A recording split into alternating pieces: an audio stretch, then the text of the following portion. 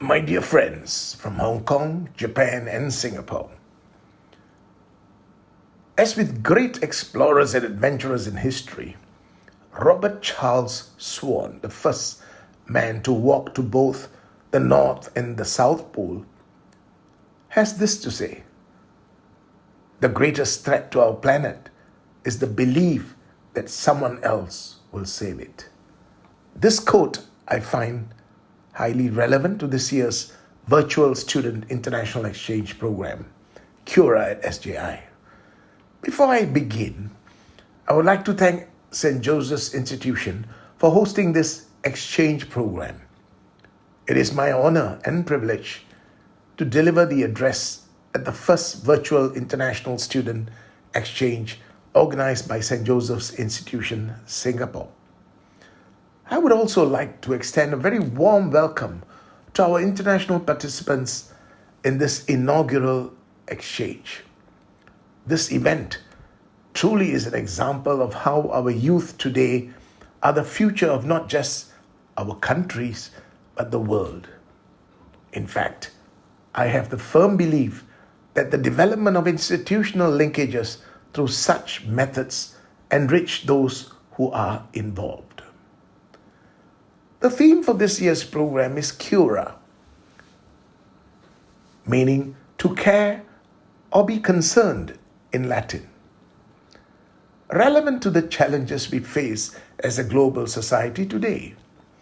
Amidst this pandemic, we have observed the importance of cura as we endure wave after wave of rising COVID-19 cases within our local communities, caring for one another in times of crisis.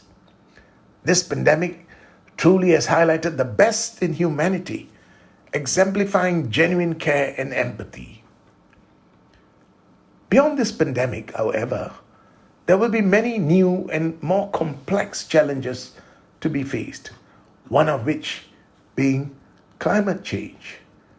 Cura underpins one of the central tenets that we should embody as we work towards curating a more sustainable future for us all, one that is joint and not singular. How then should we work towards doing so? At the United Nations, a shared blueprint for peace and prosperity has been set. This blueprint is also known as the United Nations Sustainable Development Goals, or UN SDGs. These are 17 global goals set by the United Nations in September 2015 in order to aid sustainable development. It is a call to action for our people and the planet, for now and into the future. Here is what the SDGs are all about. Did you know that the UN Sustainable Development Goals are a universal call to action that unites 193 countries around the world?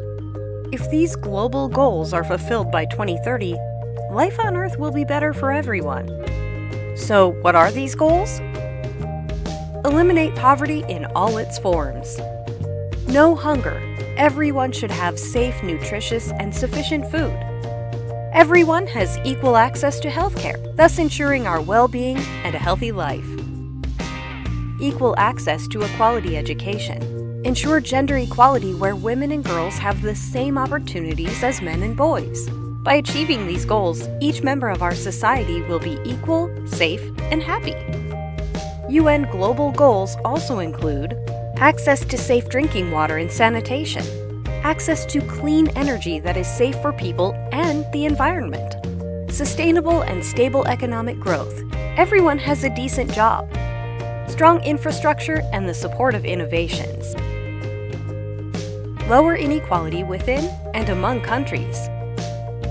Cities and settlements be developed without damaging the environment and people. Achieving these goals will result in the well-being of people and our planet. We can further take care of our environment with the following goals: sustainable and safe production and consumption of products. Take urgent measures to reduce climate change and its impact. Ensure the sustainable use and protection of ocean and sea resources. Restore and protect Earth's ecosystems. By achieving these goals, we will form a society where strong institutions ensure peace and justice. It is important for everyone to be involved and to build partnerships for achieving sustainable development goals. You are part of this process. Demand the implementation of these goals. Take the lead and share information with your friends.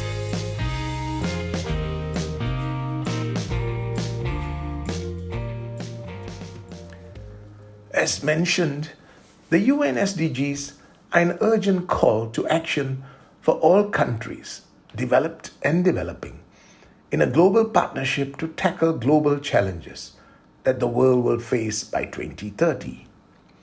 It has been noted that for this exchange, 3 relevant UN SDGs, sustainable cities and communities, responsible consumption and production, and climate change, have been selected and will be the central focus throughout this program. I hope that through your preparation for your presentations, each and every one of you will be enriched through sharing your experiences from your own country and bringing your cultural perspectives to the various SDGs. SDG 11 on sustainable cities and communities is most beautifully and succinctly summed up in the quote, "We do not inherit the earth from our ancestors, we borrow it from our children." Attributed to the Maasai people in Kenya and Tanzania, as well as the indigenous peoples of America. A series of famous environmentalists through this quote are able to show how the interpretation of sustainability deeply resonates across cultures. Since 2007, more than half the world's population have been residing in cities. This figure is projected to rise to 60% by 2030.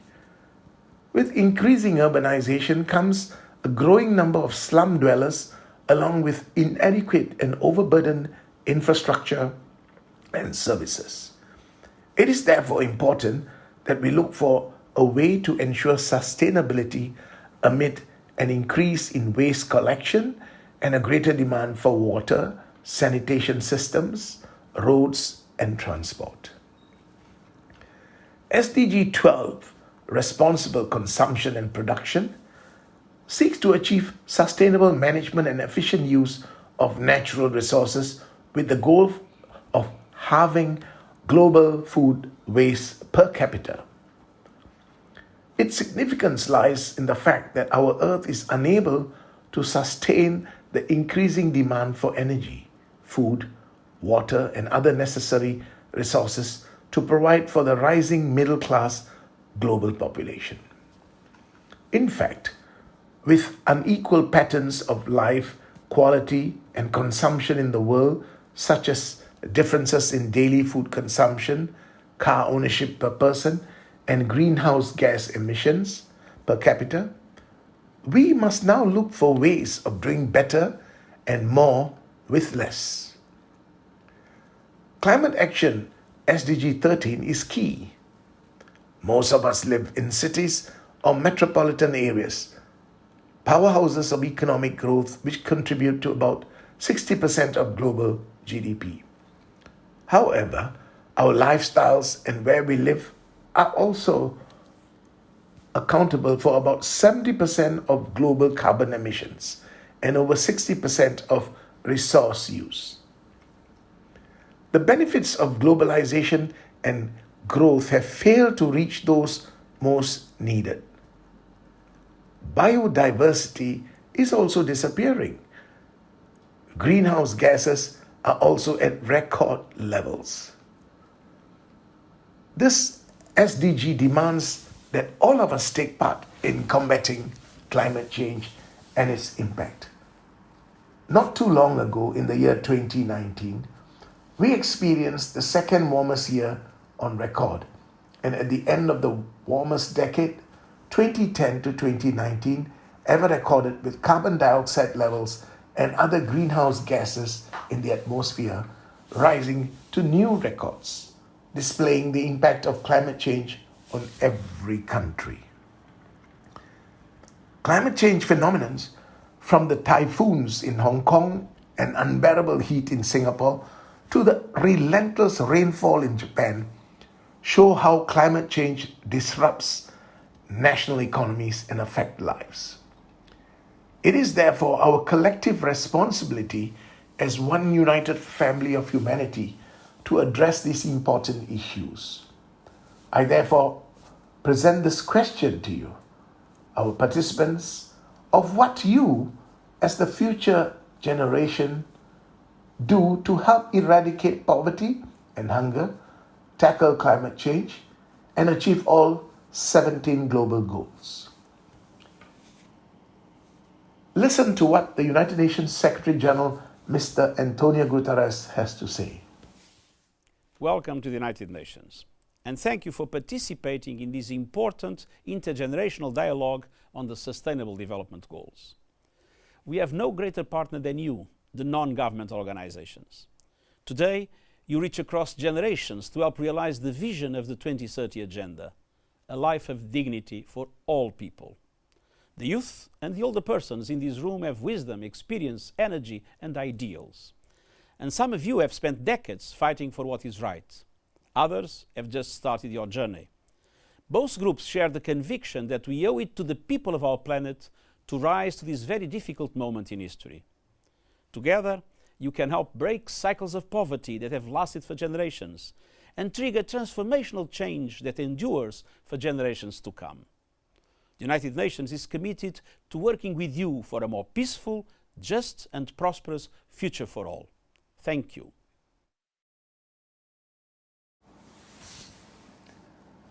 In recent times, young climate activists like Greta Thunberg, the Swedish environmental activist who founded a movement known as Fridays for Future, as well as youth such as yourselves, have become increasingly aware of the dire situation at hand.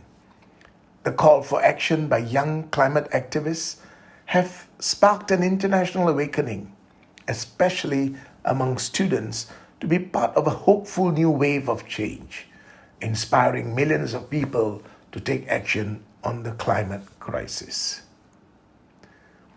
From 31st of October to 12th November 2021, the COP26 UN Climate Change Conference will take place in Glasgow, UK. For nearly 3 decades, the UN has been bringing together almost every country on Earth for global climate summits called COPS, which stands for Conference of the Parties. In that time, climate change has gone from being a fringe issue to a global priority. This is what COP is all about. COP26. COP26. We're just weeks away now from COP26. Oh, you've probably heard the words COP26 quite a lot by now. It is crucial that these meetings in Glasgow have success. The climate conference will see tens of thousands of people from almost every country arrive in Glasgow to witness supposedly historic agreements on climate change. 197 countries are gearing up to attend. It is the biggest climate event since the Paris Agreement was signed in 2015. COP stands for Conference of the Parties. The United Nations have been holding climate change summits for the last 3 decades, and this will be the 26th. They are attended by heads of state, climate experts and campaigners, and their purpose is to produce an international response to the climate emergency. The UK will co-host the 12-day event with Italy and take over Glasgow's SEC Centre. We either rise up and tackle climate change together, or else we sink together into the mire. This year at COP26 will be the moment at which the world chooses which of those 2 fates awaits us. To understand why COP26 is so important, we need to look back at COP21, which is when the Paris Agreement was signed in 2015. The Paris Summit was the largest gathering of world leaders in history. For the first time ever, nearly every country on Earth agreed to work together to limit global warming to well below 2 degrees. We do need to take action this year and make sure that at COP26, we are able to credibly say that we have kept 1.5 degrees alive. The UN has said without drastic action, the world is on course to break through that target within a decade. Crucially, when all those countries signed the Paris Agreement, they didn't have to say exactly what they'd do to meet their commitments. At COP26, they'll have to present their plans, known as Nationally Determined Contributions, or NDCs. The success of the conference will be judged by how ambitious and binding these plans are. World leaders, climate experts and activists are expected to attend this year's climate summit. America said COP26 must be pivotal in tackling climate change. A pivotal moment for the world to come together to meet and master the climate challenge. Having withdrawn from the Paris Agreement under Donald Trump, the Paris Accord would undermine our economy and put us at a permanent disadvantage. It is time to exit the Paris Accord. The US is expected to play a leading role at COP26 under Joe Biden. We've already waited too long to deal with this climate crisis. Who returned America to the Paris Accord hours after becoming president. Today, the United States is officially, once again, a party to the Paris Agreement, which we helped put together. The US and China have butted heads in the months leading up to COP26. We understand that there are problems in the relations between the US and China. A stalemate between the two superpowers emerged as America called on China to be more ambitious with its targets. But those problems do not interfere with the needs to do everything possible to make sure that the COP is a success. China is the world's biggest greenhouse gas emitter, but insists it will pursue its own climate goals and become carbon neutral by 2060. We can also expect to see some famous faces at this year's climate summit, with the Queen and the Pope in attendance. You worry about the future of the planet and what kind of a world we will leave for future generations.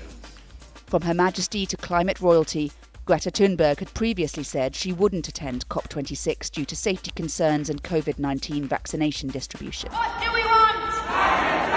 When do we want it? But the face of climate change has changed her mind and is likely to play a key role at the conference. It's on the school holiday, so I don't have to take time off.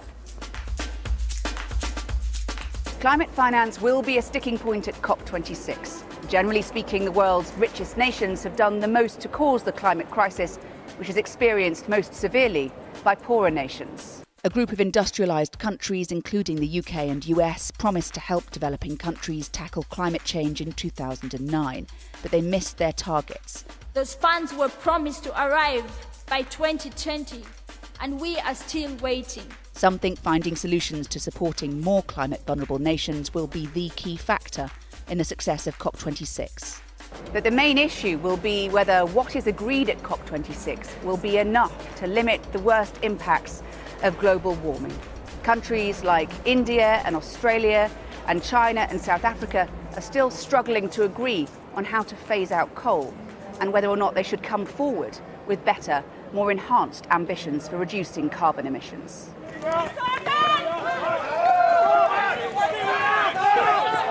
About 10,000 officers from around the UK will police each day of COP26, making it one of the biggest operations of its kind in Britain. The cost of policing the event has been estimated at around £250 million. Police are expecting the potentially historic event to be the focus of large-scale demonstrations. They have been taking part in role-play exercises to recreate protests ahead of COP26. If COP26 goes well, there could be new alliances, new emissions targets, new financial commitments made, and that would be real progress. It's why there's such pressure on COP26 and why it's been described as the world's last best hope to limit global warming. COP26 is important as countries are being asked to come forward with ambitious 2030 emissions reduction targets that align with reaching net zero by the middle of the century. At COP26, actions will be taken to protect and restore ecosystems and build defenses, warning systems and resilient infrastructure and agriculture to avoid loss of homes, livelihoods and even lives. This is why the Sustainable Development Goals, or SDGs, are so important. These targets provide humanity with a roadmap for a better future. It is very much the responsibility of every individual to ensure that our children and our future generations inherit an earth that is, at the bare minimum, no worse off than the one we inherited from those before us. It is perhaps one of the noblest and highest aspirations that we can set ourselves as humans, and I believe it should guide everything we do as a species. You, like those before, have taken the first step to make the difference by participating in this exchange, Cura. I hope that you have a fruitful exchange and may you form friendships that will last. As you show care for one another, do also remember to care for Mother Earth. She is the only one we have. Thank you. I wish all of you a very meaningful exchange program.